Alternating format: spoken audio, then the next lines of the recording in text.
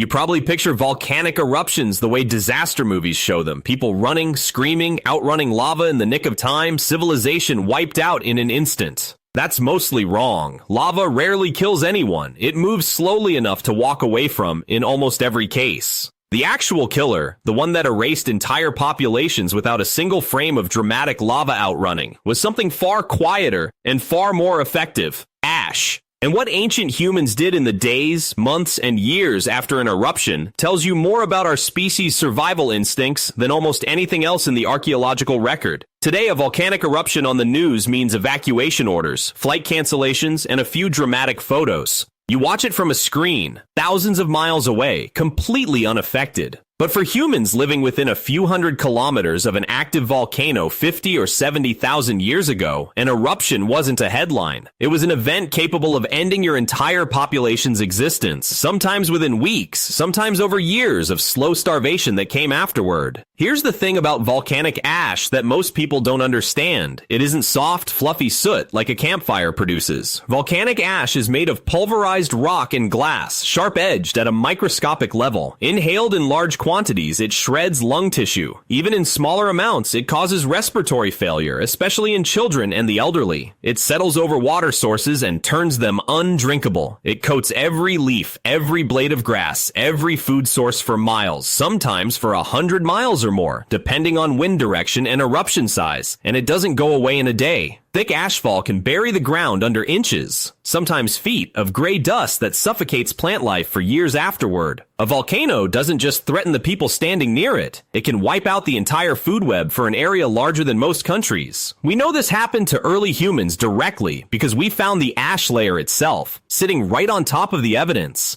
Around 74,000 years ago, the Toba supervolcano in Sumatra erupted in what's believed to be the largest volcanic event of the last 2 million years, ejecting so much material into the atmosphere that ash layers from it have been found as far away as South Africa, over 9,000 kilometers from the eruption site. For decades, a theory called the Toba catastrophe hypothesis argued that this single eruption caused a volcanic winter, a years-long global cooling event severe enough to nearly wipe out Homo sapiens entirely, based on genetic evidence suggesting a dramatic population bottleneck around that time. That specific version of the theory has been increasingly challenged in recent years, with newer archaeological findings, including continuous human habitation sites in India directly above and below the Toba ash layer, suggesting some populations weathered the eruption without total collapse. But even the researchers who dispute the near-extinction version of the story agree on the underlying point. An eruption of that scale devastated regional ecosystems and forced surviving populations into extreme adaptation, whether or not it drove our entire species to the edge. And here's where it gets interesting, because the site that gives us the clearest, most detailed picture of what people actually did during an eruption isn't Toba. It's a much smaller, much better documented site.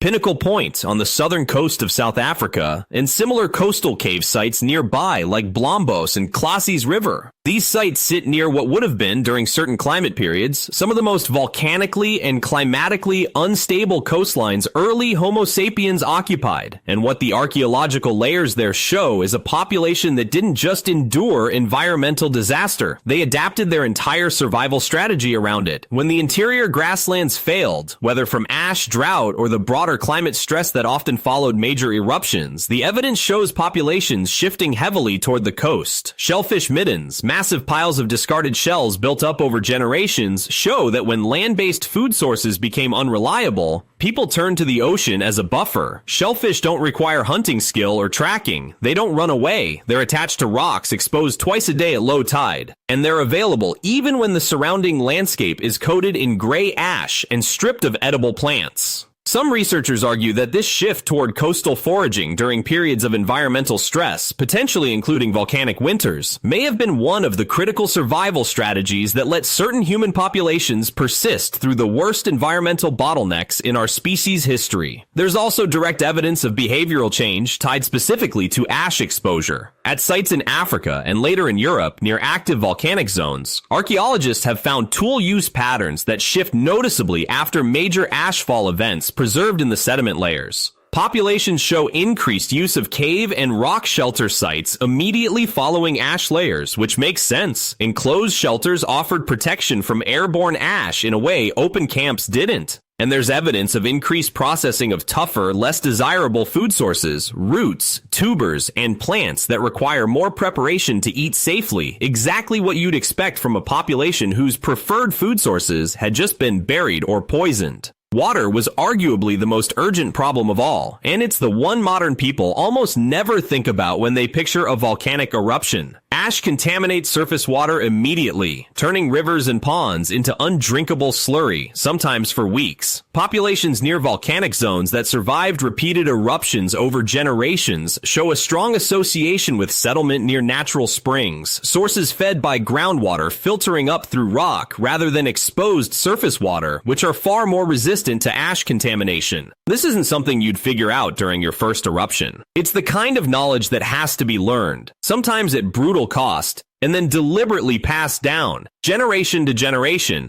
as one of the specific pieces of survival knowledge a group needed to make it through the next one. And that transmission of knowledge might be the single most important survival tool of all, more important than any individual tool or shelter. Because here's what's genuinely strange about human relationships with volcanoes across history. Many populations didn't abandon volcanic regions permanently, even after catastrophic eruptions. They came back. Populations resettled the slopes of Vesuvius in Italy repeatedly across thousands of years, despite it having erupted catastrophically multiple times. Most famously in 79 CE when it buried Pompeii and Herculaneum. The reason isn't recklessness. Volcanic soil, once ash breaks down over years, becomes extraordinarily fertile. Some of the richest agricultural land on Earth. Populations that survived an eruption and passed down accurate knowledge of what happened, how long the danger lasted. When the land became safe and productive again, gained access to some of the best farmland available, essentially trading short-term catastrophic risk for long-term agricultural advantage, generation after generation. This is where oral tradition becomes something more than storytelling and starts looking like functional survival technology. Indigenous oral histories around the Pacific Northwest of North America, studied extensively by geologists and anthropologists together, contain detailed accounts describing volcanic eruptions from Mount Mazama, the eruption that formed Crater Lake in Oregon, dated by geological evidence to approximately 7,700 years ago. The Klamath people's oral traditions describe a battle between two powerful spirits that resulted in the mountain's collapse, matching the geological sequence of that eruption with startling accuracy, down to details like the mountain's top disappearing and being replaced by a lake. That story survived accurately, passed person to person, for over 7,600 years, roughly 3 times longer than the entire history of written language. Similar oral traditions matched to real volcanic events have been documented in Aboriginal Australian communities, describing eruptions that geological dating places at over 10,000 years old in some cases.